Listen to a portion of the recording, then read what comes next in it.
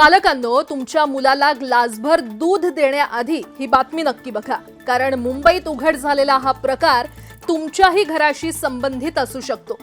सकाळी घरात येणारं दूध आपण ते आपल्या मुलांना देतो, चहा बनवतो, आजारी माणसालाही तेच दूध पाजतो। पण जर हेच दूध भेसळयुक्त असेल तर?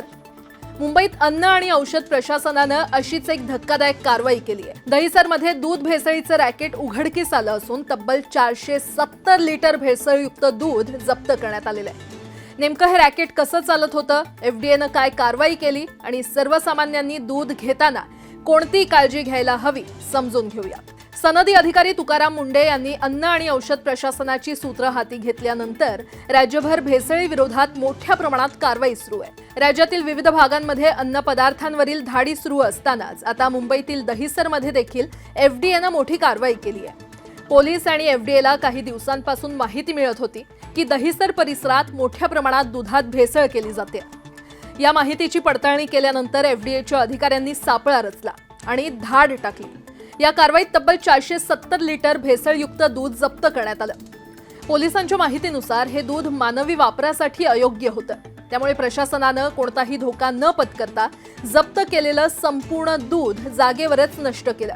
या दुधाची किंमत जवळपास 29,750 रुपये असल्याचं प्रशासनानं सांगितलंय। दरम्यान या प्रकरणी दहिसर पोलीस ठाण्यात अन्न सुरक्षा आणि मानके कायद्यानुसार गुन्हा दाखल करण्यात आलाय। कारवाई दरम्यान एका आरोपीला अटक करण्यात आली असून या रॅकेटमध्ये आणखी कुणाचा सहभाग आहे का याचा तपास सध्या पोलीस करतायत। दरम्यान या कारवाईचा एक व्हिडिओ देखील समोर आलाय, त्यामध्ये दुधात भेसळ कशी केली जात होती याची झलक दिसत असल्याचा दावा केला जातोय। दूध हे लहान मुलांपासून ते ज्येष्ठ नागरिकांपर्यंत प्रत्येकाच्या रोजच्या आहाराचा भाग आहे। अशा परिस्थितीमध्ये भेसळयुक्त दूध आरोग्यासाठी गंभीर धोका ठरू शकतं। म्हणूनच अन्न आणि औषध प्रशासनानं नागरिकांना देखील सतर्क राहण्याचं आवाहन केलंय। जर दुधाचा रंग, वास किंवा चव वेगळी वाटत असेल तर त्याची तक्रार संबंधित प्रशासनाकडे करण्याचं आवाहन करण्यात आलंय।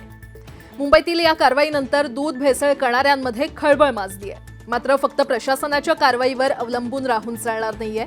ग्राहक म्हणून आपणही सतर्क राहणं तितकंच महत्त्वाचं आहे, कारण भेसळयुक्त अन्नपदार्थांचा सर्वात मोठा फटका आपल्याच आरोग्याला बसतो। त्यामुळे दूध किंवा इतर कोणताही खाद्यपदार्थ खरेदी करताना विश्वासार्ह विक्रेत्याकडूनच खरेदी करा आणि कोणतीही शंका आल्यास तक्रार करण्यास अजिबात मागे पुढे पाहू नका। यावर आपलं मत कमेंट करून देखील नक्की कळवा।